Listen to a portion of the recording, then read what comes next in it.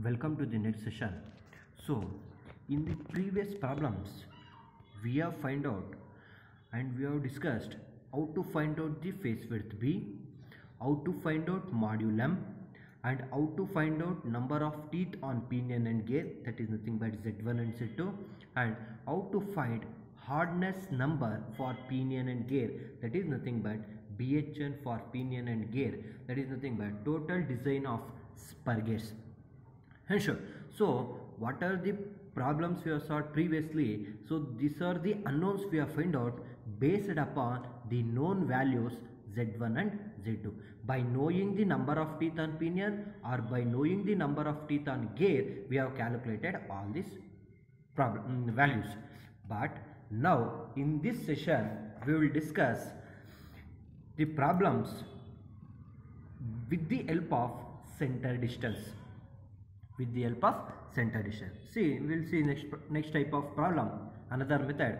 See, here they told, in an automobile gearbox, the second speed gear shaft is to be driven from main shaft with velocity ratio 1.5:1. Main shaft transmit 12 kilowatt at 3000 rpm. The shaft center distance, here they told the shaft center distance is equal to 80 mm. So in previous problem they have not given this one. And sure, now they have given the center distance between the two shafts is 80 mm. Pinion material is cast steel, heat treated, and gear material is cast steel, untreated. Profile of the gear is 20 degree stud involute. Determine module, face width, number of teeth on pinion and gear. We have to find out. Now, if you see the problem, see they have given velocity ratio, that is 1.5, that is velocity ratio I is equal to 1.5. Power transmitted 12 kilowatts, that is P or N is equal to 12 kilowatts. At speed 3000 rpm, that is N1 is equal to 3000 rpm. Center distance is equal to 80 mm. Always will represent center distance by small a. And sure. Next, pinion material. Here they are not given the value of allowable stress. They have given the material. Pinion material is cast steel heat treated. Pinion material is cast steel heat treated. And gear material is cast steel untreated. So we have to find out three things. Module. We have to find out face width B, and we have to find out Z1 and Z2. And sure, now same procedure. First we are going to take velocity ratio. Velocity ratio is equal to I into N1 by N2, that is equal to Z2 by Z1, that is equal to D2 by D1. So in this problem we know the value of N1. So by taking I is equal to N1 by N2, we can calculate N2. We will get speed on the gear is equal to 2000 rpm. But here Z2 and Z1 is unknown, but they have given the center distance. So center distance A, there is a formula. Center distance A is equal to M into Z1 plus Z2 by 2. This is the formula we will get in the equation number 23.19. So A is equal to M into Z1 by Z2 by 2, but we don't know Z1 and Z2. But we know that D1 is equal to M into Z1, D2 is equal to M into Z2. So therefore M into Z1 can be written as D1, M into Z2 can be written as D2 divided by 2. That is equal to, here we have to find out D1 or we have to find out D2. So I can take it as I is equal to D2 by D1. If I cross multiply, D2 is equal to I into D1. D2 is equal to I into D1. So I have substituted D2 is equal to I into D1 divided by 2. Again here D1 is common. I have taken D1 outside. Then 1 plus I divided by 2 you will get. Then substitute the values. Center distance A is equal to 80 is equal to D1. 1 plus I is nothing but 1.5 divided by 2. Then we will get the value D1 is equal to D1 is equal to 64 mm. Once you get D1, D2 is equal to I into D1, we know that. Therefore, I into D1 is equal to, we will get D2 and D1.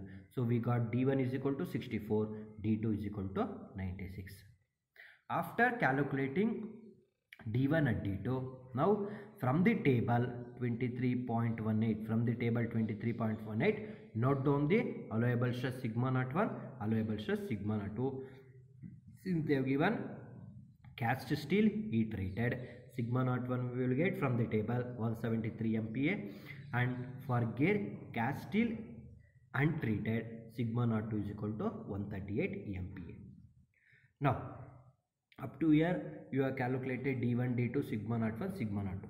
But here, if both the pinion material and gear material is same, then directly we can assume pinion is the weaker member. Then we will continue remaining complete procedure for pinion.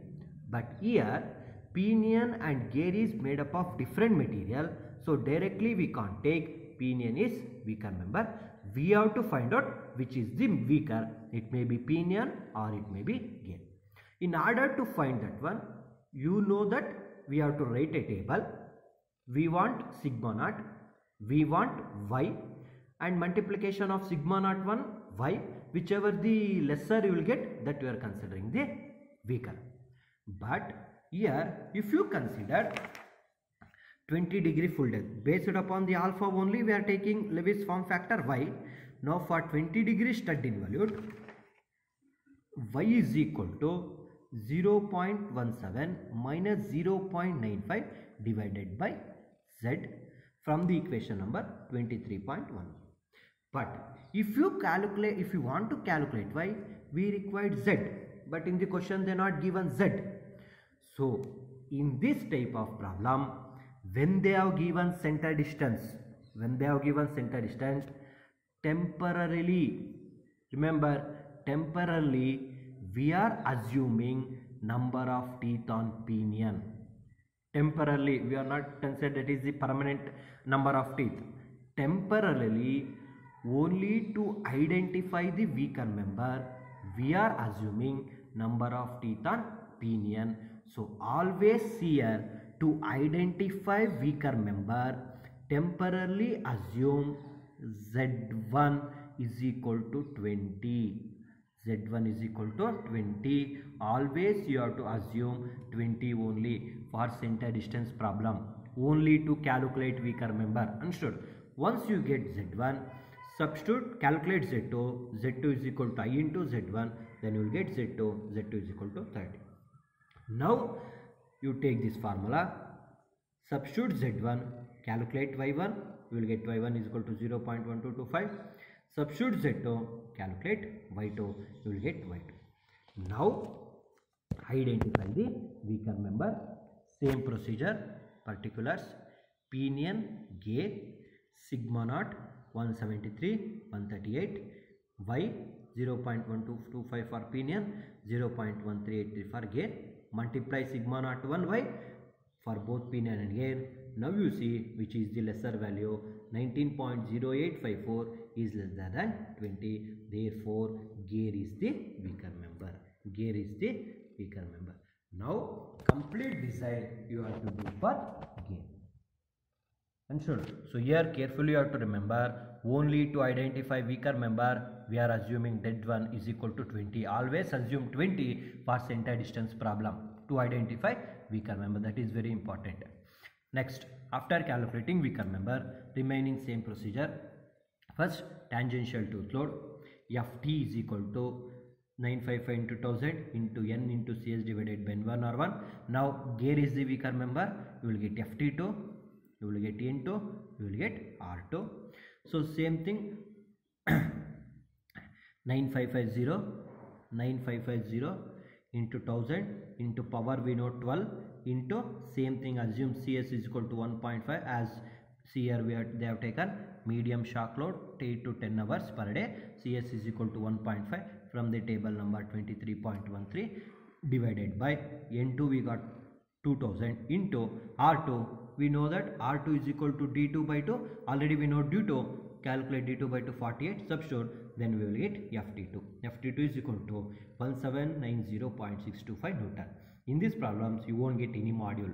Why? Means we know d2, directly we will get r2, we won't get any module.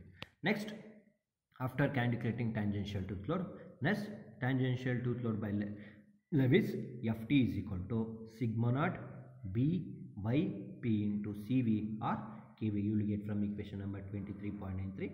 Same procedure here, ft2 sigma naught to b y to p into cv. Y means we are doing for gear, so we will get ft2, we will get sigma naught to, we will get b into y2. Same thing here also, already sigma naught 2 we know that sigma naught 2 is equal to 138. B, same thing we are going to assume, b is equal to 10 into module, and y2, that is very important, you should not consider this y2. Remember, whatever the y2 you are having here, you should not consider this y2 previously you are calculated. Y means here we are assume Z120 only to calculate weaker member temporarily. And sure, for remaining procedure we should not consider this y1 and y2 for remaining calculation. And sure, so y2 we have to calculate, and p is same, p is equal to pi into m, and cv we have to calculate. Next you can see here, same thing, b is equal to 10 module, p is equal to pi into m, and we have to calculate cv or kv. Same thing as procedure, cv and kv can be calculated based upon the velocity we will get. So before calculating cv or kv, first we have to calculate velocity. As we know that velocity vm is equal to pi d2 into divided by 60,000. Pi d2 into divided by 60,000. Why d2 means? d2 into means gear is weaker member. So we know d2, we know n2 divided by 60. So we will get 10.05. Now Vm, whatever the Vm we are having, it is less than 12.5, right? Therefore, based on the velocity, we will get Cv is equal to 4.5 divided by 4 plus Vm from the equation number 23.135. So substitute Vm and calculate Cv. So we will get Cv is equal to 0.3092. After calculating Cv, now you see this, sigma naught is over, b is over, p is over, cv is over, or kv is over. Only then we have to find out is y2. Now take the formula. We know that y2 is equal to 0.17 minus 0.952 divided by z2. We don't know z2, don't consider previous z2, it is only to calculate weaker member. Now convert z2 in the form of d2 divided by m. Why means we know that d2 is equal to m into z2. Therefore z2 is equal to d2 divided by m. Then we are converted, then substitute. Finally we will get y2 is equal to 0.17 minus 9.896 into 10 to the power of 3 module. Remember, it is not mm, it is module. So this is the value of y2. You have to keep as it is. And sure, now substitute everything. Y2, cv or kv, p, b in the Lewis form factor. So already we know that ft2 already we have calculated here, 1790652. So LHS is same, since it is equal to 138, 10 into module, and this is the value of y2, and this is the value of pi, and this is the value of cv. So if you simplify and cross multiply, finally we will get m square minus 0.0582 m cube greater than or equal to 7.8576. 7.8176. That is nothing but how you will get means, here multiply 138 10 pi 0.3092. Don't multiply this y2 keep as it is, only multiply sigma naught to 10 into m pi into m 0.3092. You will get, multiply that, whatever the value you will get, divided by LHS, then you will get 1.3358 is equal to, you keep y2 as it is. And sure, now divide this total equation by 0.17. Whatever the value you are having for m2, divide by that, then you will get m2 square minus, here divide this m cube greater than or equal to, you will get like that, you will get this equation. And sure, so you can give, this is equation number 3 or equation. Now we have to calculate module by trial method. Same procedure, substitute. First consider trial 1, module is equal to 2, module is equal to 3, 4, 5 like that. So here directly they have taken 3. Substitute module is equal to 3 in this equation 3. You will get LHS is less than RHS, then it is not suitable.